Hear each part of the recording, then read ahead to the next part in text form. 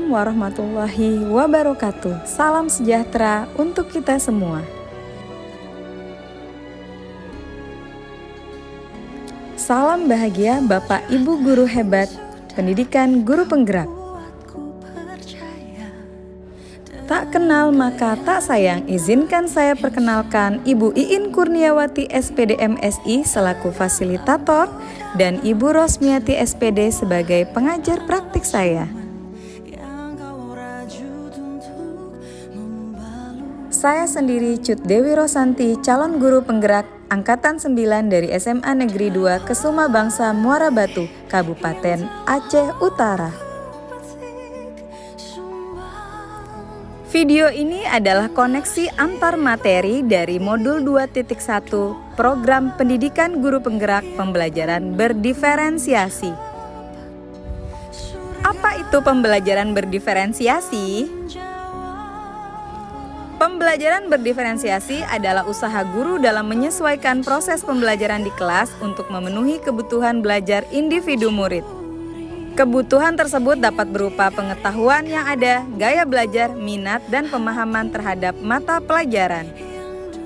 Seperti yang kita tahu, tiap-tiap murid kita adalah unik.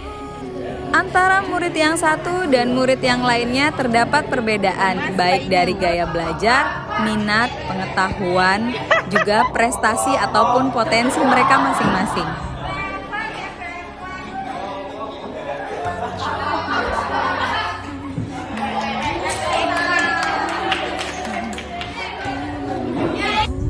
Lantas bagaimana caranya untuk dapat melakukan pembelajaran yang berdiferensiasi di kelas?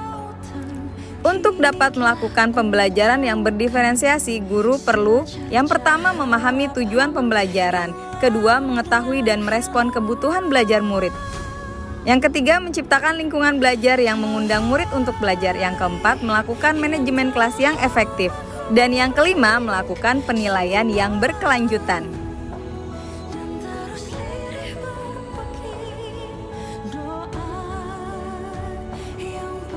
Jika berbicara tentang kebutuhan belajar murid, guru harus memahami 3 aspek berikut ini.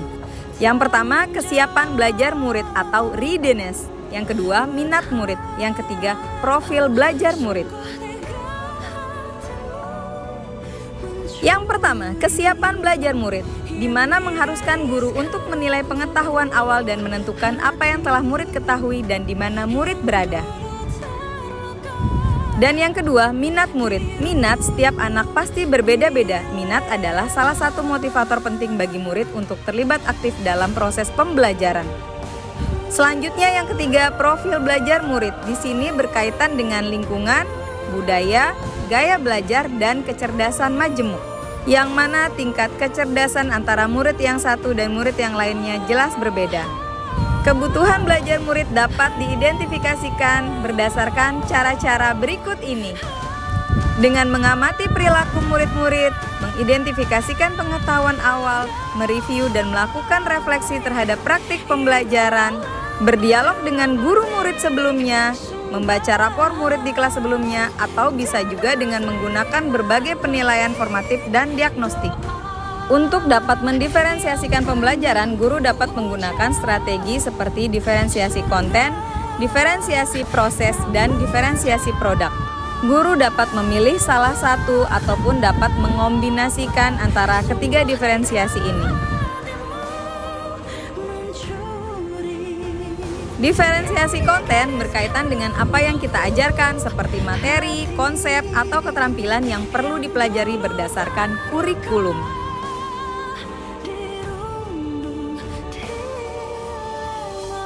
Mendiferensiasikan konten bisa dilakukan dengan membedakan pengorganisasian atau format penyampaiannya, bukan mengubah ataupun menurunkan standar kurikulum.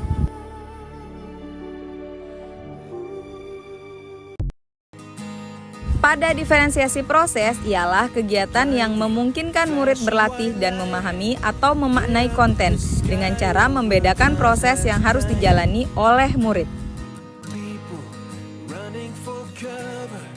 Pada diferensiasi produk, ialah bukti yang menunjukkan apa yang murid telah pahami dengan cara membedakan atau memodifikasi produk sebagai hasil belajar murid. hasil latihan, penerapan, dan pengembangan apa yang telah dipelajari. Lalu, adakah keterkaitan antara modul pembelajaran berdiferensiasi dengan modul-modul yang lain? Tentu saja ada. Untuk dapat melakukan pembelajaran yang berdiferensiasi, maka guru harus berusaha memenuhi kebutuhan belajar anak sesuai dengan kodrat alam dan kodrat zaman murid. Ini berdasarkan filosofi Ki Hajar Dewantara. Dalam melakukan pembelajaran yang berdiferensiasi, seorang guru penggerak juga harus berpihak pada murid, reflektif, mandiri, kolaboratif, dan inovatif untuk menciptakan pembelajaran-pembelajaran yang berdiferensiasi agar dapat memenuhi kebutuhan belajar murid. Dengan demikian, seorang guru penggerak dapat mewujudkan kepemimpinan murid dengan menuntun murid merdeka belajar. Ini mencerminkan nilai dan peran dari guru penggerak.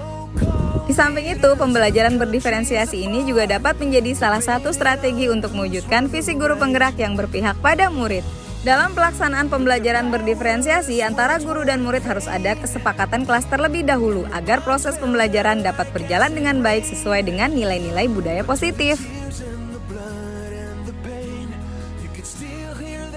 Demikian pemaparan koneksi antar materi dalam modul 2.1 saya. Dan terima kasih sudah menyimak video ini sampai dengan selesai. Salam dan bahagia. Wassalamualaikum warahmatullahi wabarakatuh.